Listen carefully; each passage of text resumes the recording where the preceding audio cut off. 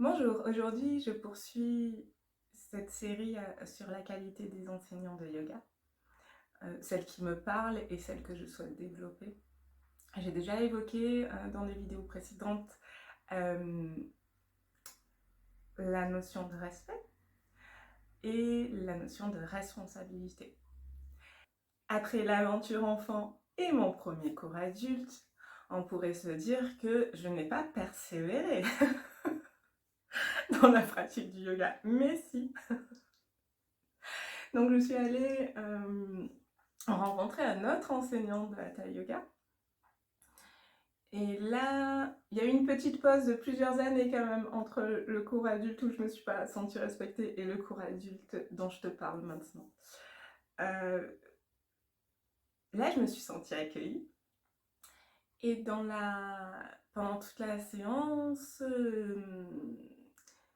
l'enseignant avait à cœur Voilà, je lui avais expliqué que j'avais eu 2 premières rencontres pas très... en tout cas du côté de l'ouverture. Et donc à la fin de l'enseignement, il vient me voir pour me demander comment je vais. Et là, je lui dis, je me rappelle, je lui dis, oh, mais alors moi, euh, j'adore, je pratique la danse libre et là je me suis sentie contrainte dans mon corps. Euh, quand t'évoquais le calme de l'esprit, j'avais 10 millions de pensées.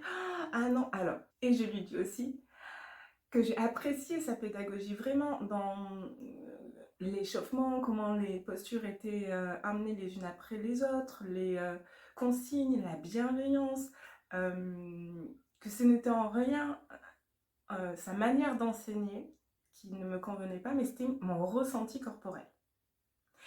Et je pars de là en me disant, bon, peut-être que, en tout cas, si j'entre dans la pratique du yoga, ça sera avec cet enseignant. Mais c'est pas pour maintenant. Et va savoir pourquoi. Je poursuis les exercices de pranayama que j'ai découvert lors de cette séance. J'ai déjà évoqué dans une autre vidéo que ça avait eu vraiment un impact sur ma santé, ma capacité respiratoire. Et le hasard fait que quelques mois, le hasard ou la voie suprême, que quelques mois après, cet enseignant organise 2 week-ends d'initiation à la transmission du yoga et que 4 jours avant le démarrage du premier week-end, il y a un désistement et que je dis oui à aller sur ces 2 week-ends. En tout cas, m'engager sur ces 2 week-ends à titre personnel, pas du tout dans l'éventualité d'enseigner, mais aller découvrir un peu plus de moi et le chemin du yoga. Et alors là, c'est la révélation. Et donc, qui va m'emmener ensuite à poursuivre la pratique du yoga, entrer en formation, etc. Et je trouve donc que la qualité de cet enseignant est d'avoir accueilli le non, c'est pas possible pour moi. Bon, ça va un peu se répéter, tu vas voir dans d'autres situations. Et d'avoir cette ouverture de ok, je t'accueille avec ce qui n'est pas possible pour toi, parce qu'il aurait très bien pu me dire ben, on a eu un échange où tu m'as dit que c'était pas ok, et là tu t'engages pour 2 week-ends pleins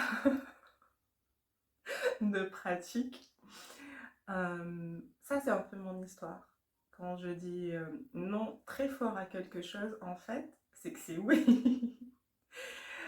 Pour revenir sur la qualité de l'enseignant, ici, ce qui me semble important, c'est une notion d'ouverture. D'ouverture dans l'accueil de l'autre, dans l'accueil de la différence et dans ce qui est dit à un moment donné et à l'instant présent ne signifie pas pour toute la vie. Voilà pour ce petit partage avec toi pour aujourd'hui. Très belle journée et à très bientôt.